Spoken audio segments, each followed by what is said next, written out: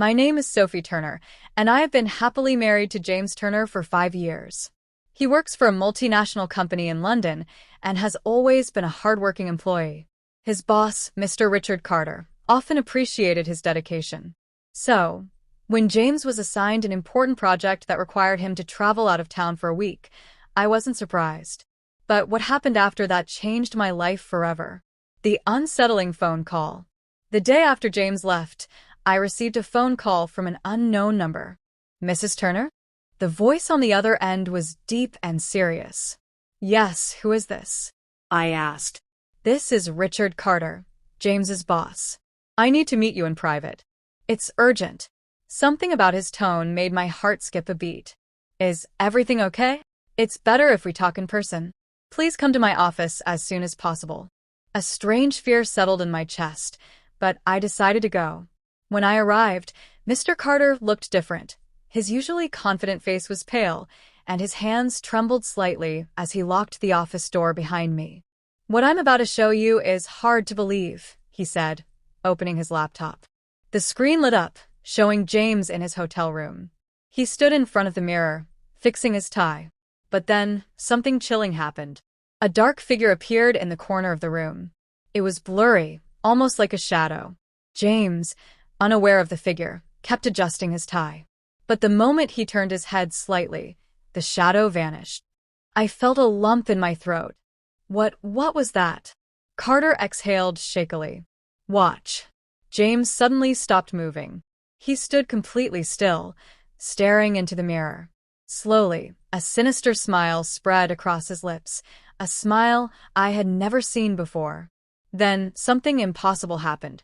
James tilted his head to the right, but his reflection remained still. I gasped. His real body moved, but the reflection did not. Tears welled in my eyes. "What is this? Is this edited?" Carter shook his head. "I wish it was. This footage was recorded last night by the hotel's security system." I covered my mouth in horror. A terrifying discovery. Carter continued.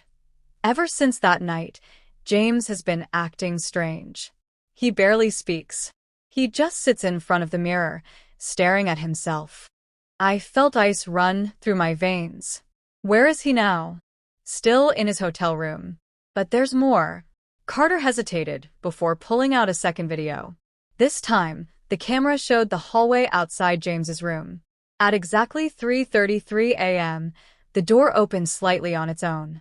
Then, a black, clawed hand slowly reached out from the darkness inside and pulled the door shut again.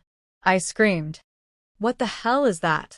Carter looked at me, his face filled with fear. "That's what I need you to find out, Sophie." Face to face with horror, I rushed to the hotel without a second thought. When I entered the room, I froze. James was sitting in front of the mirror. He wasn't blinking. He wasn't breathing. His reflection, however, it was staring right at me. I took a shaky step forward. "James?"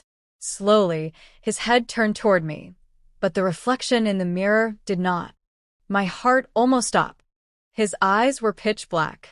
A slow, unnatural smile stretched across his face. "You shouldn't have come, Sophie." I backed away, but the door slammed shut behind me. My breath hitched. "What's happening to you?"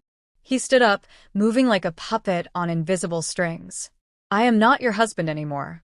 I turned to run, but then I heard a whisper. Not from James. From the mirror. I turned back and saw something that made my blood turn to ice. James's reflection was still sitting in the chair. But now, it was smiling at me. And then it stood up on its own. Before I could scream, the reflection walked out of the mirror. The real James collapsed to the floor, lifeless, while his mirror self stepped toward me, grinning. "Now I am real," it whispered. The lights flickered. Everything went dark. And the last thing I heard was my own scream.